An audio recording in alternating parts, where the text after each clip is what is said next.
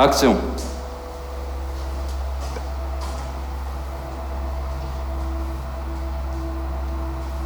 Bonsoir. Shalom. Grazie, buonasera. Venez. Entrez, n'ayez pas peur. Oui, c'est ici. Et ça a déjà commencé. Ça a débuté à peine vous avez franchi la limite. La frontière qui vous séparait de votre identité en tant qu'individu pour devenir une identité de groupe. Vous voici, en quelque sorte, membre d'un club. Un club que l'on pourrait appeler le public. Et si, sans équivoque, beaucoup de choses peuvent nous différencier, nous sommes réunis par le fait que nous avons tous accepté, ici présents, de participer à ce happening. Permettez-moi de me présenter, je m'appelle Ivy Clark. Je suis galeriste. J'aime l'art. J'aime en parler. Là, vous me voyez bien vivante, mais je suis morte le 15 août 1986. Et bien que de moins en moins de gens le sachent, j'ai participé au succès d'Yves Klein.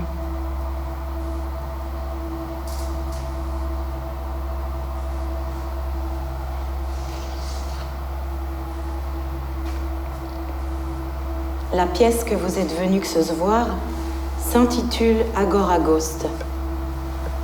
L'agora désigne tout d'abord un espace où les Grecs de l'Antiquité se réunissaient pour exercer leurs droits civiques et où se formaient les courants d'opinion. Les Romains ont ensuite à leur tour baptisé cet espace le forum. Le terme est toujours utilisé sur Internet pour désigner des groupes de discussion. Le terme ghost, lui, renvoie aux fantômes. Je ne sais pas si vous croyez aux fantômes.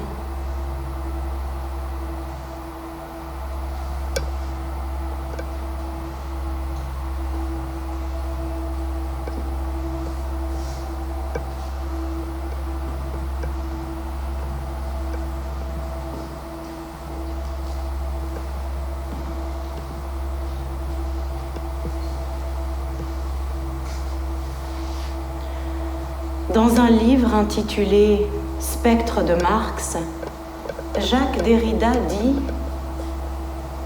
qu'être hanté par un fantôme, c'est avoir la mémoire de ce qui n'a jamais vécu au présent, avoir la mémoire de ce qui, au fond, n'a jamais eu la forme de la présence. Et alors que, dans cette époque confuse, l'humanité tout entière est proche de la disparition, menacée par cette ère que les spécialistes appellent anthropocène, caractérisée par l'impact extrême de l'humanité sur l'environnement, il y a un large consensus sur le fait que nous sommes bel et bien entrés dans une période de destruction des espèces que l'on nomme la 6e extinction, comparable à la 6e extinction et 5e extinction qui a eu lieu il y a 66 millions d'années, lorsqu'un astéroïde a percuté la Terre, détruisant 75% des espèces, mettant fin à l'âge des dinosaures.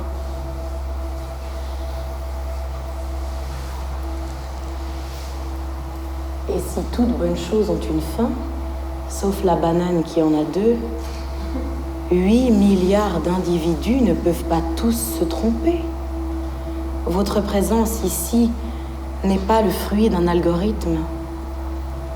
C'est pourquoi je tiens à attirer votre attention sur la valeur que représente le fait d'être réunis, simplement, là, sans forcément connaître son voisin, en acceptant le contrat tacite qui relie ce qui est donné à voir et ceux qui regardent. Alors que dehors le monde s'écroule, peut-être que nous aurons la chance, ce soir, de laisser venir à nous les fantômes. Le fantôme d'Hypatie d'Alexandrie, le fantôme d'Ursula Le Guin, le fantôme de Jacques Derrida.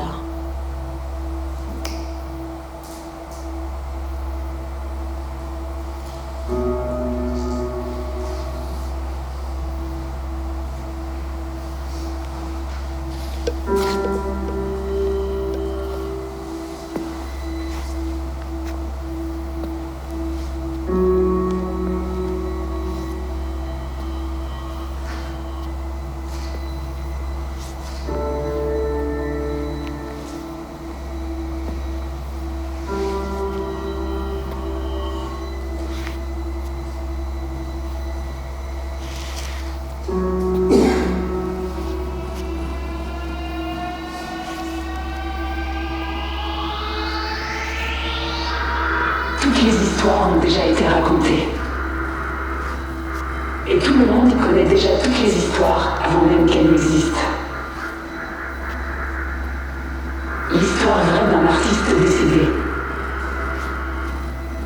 La véritable histoire tirée de faits réels. C'est l'histoire de la perception de la réalité.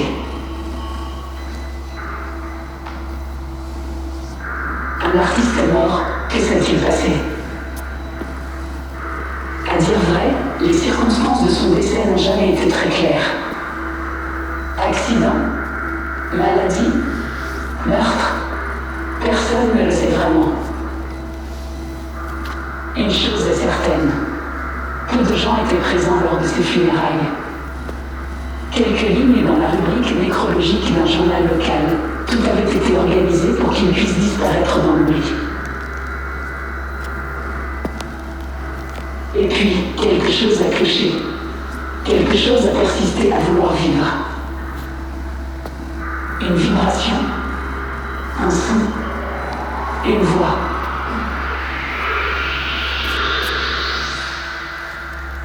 La lumière commence par un rayon bleu qui se lève sur la spécialisation de la sensibilité à l'état de matière première.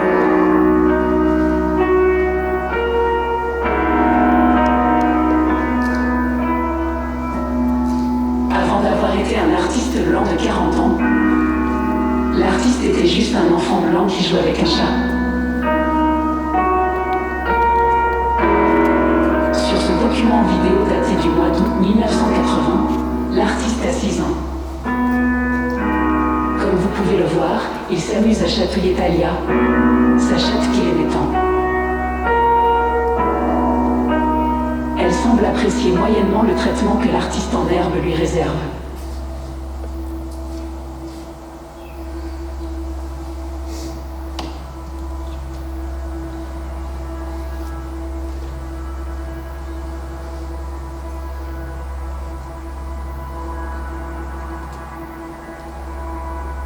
À l'écran, il ne reste à l'artiste plus que quelques jours à vivre.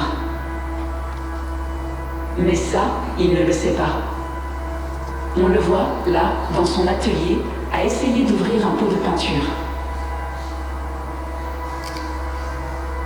La vie peut parfois se résumer à des gestes insignifiants. Dans son cas, elle aurait pu se résumer à une envie maladroite de peindre malhabilement le monde.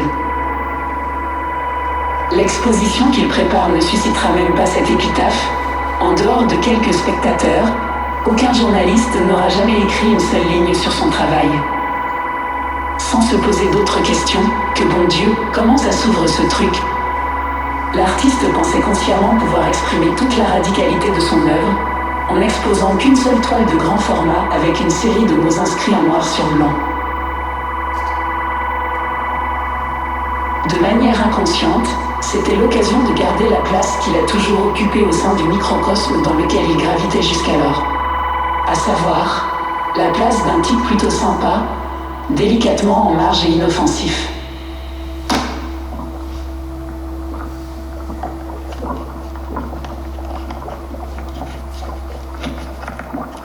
Le mercredi 29 septembre 1971 à 21h dans le cadre des expositions annexes de la 7e Biennale de Paris, j'ai organisé une manifestation hors norme pour fêter la fermeture de mon espace d'exposition situé au fond d'une impasse, 28 rue du Faubourg Saint-Honoré, Paris, 8e. L'invitation largement diffusée est une simple carte blanche imprimée sur papier glacé 10,5 de haut sur 15 cm de large, comprenant au recto et en bas à droite la seule petite inscription à l'encre bleu ciel dans un arc de cercle: Ivy, propriétaire de galerie, ayant horoscope optimiste, recherche commanditaire, désirant participer à Ascension, écrire Ivy Clark. Au verso et imprimé à l'encre noire, on peut voir une forme de hachure, puis lire « Ivy Clark vous propose le conceptuel financier. Tenue blanche souhaitée et les habituelles informations pratiques. » Seules quelques photographies subsistent pour témoigner de l'accrochage et de l'action accomplie le soir du vernissage. Sur les murs de la galerie, des toiles au format divers et immaculées de blanc. Vêtue d'une combinaison short à manches courtes, blanche et incrustée d'éléments métalliques, un stylo feutre en main, une femme trace la même hachure sur les toiles que celle représentée sur les cartons d'invitation, avant d'y apposer l'empreinte d'un baiser. Cette femme n'est pas une des artistes représentées par la galerie, mais la maîtresse des lieux en personne, en train de tracer sa signature si particulière sur des monochromes blancs qu'elle prend soin d'embrasser.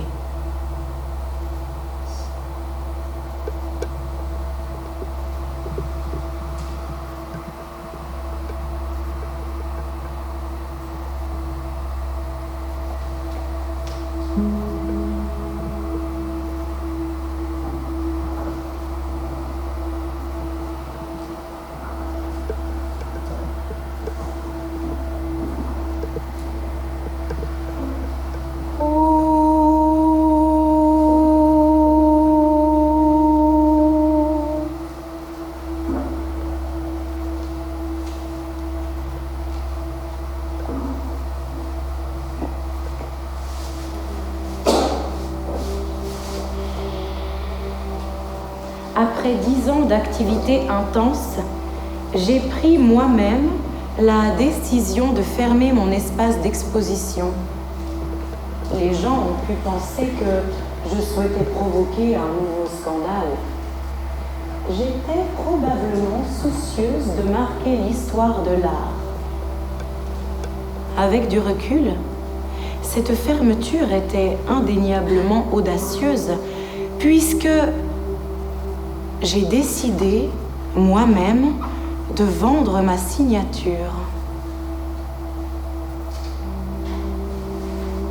La proposition faisait écho aux propositions monochromes d'Yves Klein que j'avais exposées pour la première fois à Paris dans ma galerie en mai 1957. Les liens entre ma proposition et l'œuvre d'Yves Klein semble évident jusqu'au baiser, dont l'empreinte rappelle les célèbres anthropométries que l'artiste effectua après s'être désolidarisé de moi suite à une succession de discordes, menant tout de même à une action en justice. Sans vouloir entrer dans les détails de l'affaire, après le départ de Klein, j'ai revendiqué l'idée des anthropométries. Quoi qu'il en soit, quelques années après ces événements, Pendant conceptuel financier, je me suis réapproprié, non sans ironie, une part de l'œuvre d'Yves Klein dont je demeure l'indéniable promotrice.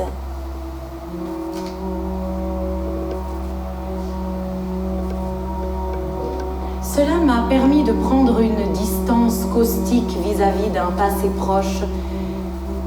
J'ai pu rire de ma profession et des formes artistiques qu'évoquait la simple déclamation de mon prénom et de mon nom. Un événement comme le conceptuel financier recèle bien des aspects des modes de fonctionnement de la galerie Ivy Clark, où régnait un esprit de fête, avec l'organisation de vernissages spectaculaires dans laquelle je tenais une place prédominante, parfois même aux dépens de mes artistes.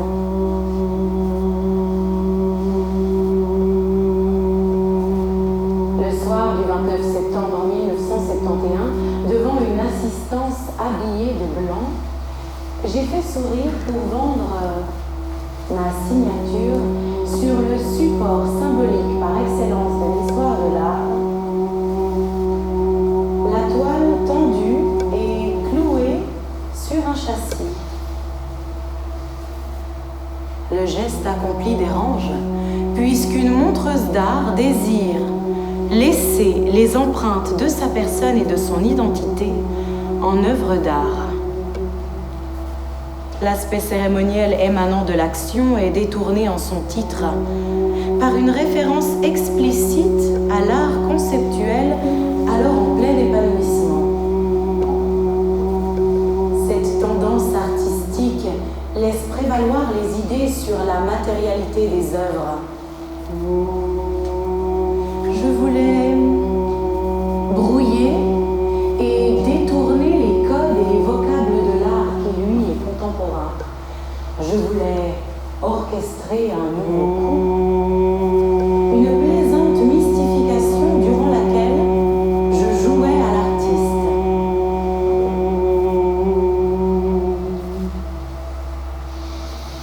Parmi les œuvres les mieux vendues de l'année 2022, la Marilyn de Warhol remporte la première place avec 195 millions de dollars, alors que 137 millions font occuper à Paul Cézanne la 10e position. Quoi qu'on en dise, cela donne à réfléchir sur la notion de valeur. En mai, Sami Tarika vendait une anthropométrie sans titre 2 millions d'euros qu'il avait acheté à Yves en 1962. Quelles sont les valeurs auxquelles nous adhérons? La valeur de l'œuvre est-elle matérielle ou immatérielle? Dépend-elle du tableau ou de son acheteur? Est-elle soumise à l'ordre immuable de la beauté ou au règle momentané du marché?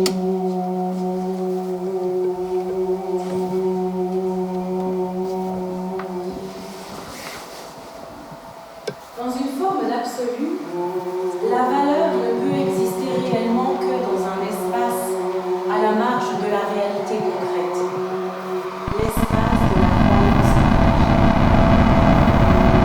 Cet espace, la mi-chemin entre le réel et le réel, la sensibilité artistique et échappée à la réalité de la valeur apparue contingente, relative, liée à des mécanismes institutionnels et sociaux et non à une vérité transcendante, seule l'existence de cette communauté de valeurs aux règles propres permet de rétablir un ordre supérieur garantissant la justice des échanges. La valeur au sein de cet espace est aussi absolue qu'elle est conventionnelle. Elle dépend d'un contrat tacite entre ceux qui décident d'y croire et de la faire advenir. Le contrat lie l'artiste à son collectionneur dans une communauté de valeurs régie par la croyance commune en la validité du projet artistique. Ce contrat scelle une entente. Il renforce les conditions propres à la possibilité du jeu. Ce contrat crée de l'ordre. Il est ordre. Il réalise dans l'imperfection du monde et la confusion de la vie une perfection temporaire et limitée. C'est un jeu d'adulte qui exige un ordre absolu où chacun, artiste, acheteur, collectionneur, mécène, tient la place qui lui est attribuée, sans s'en éloigner au risque d'être effacé, à tel point qu'on ne peut distinguer si c'est l'ordre qui génère le jeu ou si c'est le jeu qui perpétue cet ordre, dans lequel nous prétendons tous et toutes échapper au principe de précaution, constamment évoqué par les institutions, qui consiste pour chaque responsable à se placer faute de connaissances suffisantes, L'imagination est l'hypothèse d'un risque, un ordre qui sacralise le présent, qui fait de l'urgence un culte au point de brouiller les pistes du futur et de rendre le déficit d'avenir plus Quelque chose veut se mouvoir. un ordre où beaucoup Cette chose veut le pouvoir du phare s'échapper au noir. nous montrer chez Prada, un ordre où tous suivent les mêmes influenceurs et tous dansent de la même manière, sur la même musique, en prenant les mêmes Splendeur métaphysique. Tandis que l'immense masse de vide qui s'empile sur du vide, qui s'empile sur du vide, qui s'empile. L'erreur peut être de continuer à considérer que l'art est destiné à favoriser l'émergence de la sensibilité, du questionnement, du goût pour la beauté, l'intuition, la réflexion et l'analyse. De continuer de penser que le fondement de l'art, c'est sa puissance d'ébranler la norme. Ce qu'est l'art aujourd'hui, personne ne peut le dire. Le monde est un œil qui se regarde le nombril, dans une transe collective de la représentation de soi. L'art est banque de crédit et assurance, finance et fin en soi, l'écho d'un secteur qui pèse considérablement sur l'économie, un secteur qui orchestre le prélèvement et la gestion des ressources naturelles en laissant son empreinte sur l'eau, le carbone et l'énergie. Portrait d'Ayou par l'huile, sur les murs du manoir mental.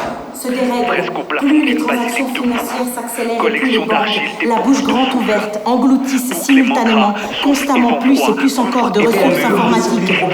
Batteries de transactions élevées dans des fermes de secteurs, avant d'être acheminées par bandes passantes de superpétroliers chiffrés qui suivent les réseaux transocéaniques de fibres optiques.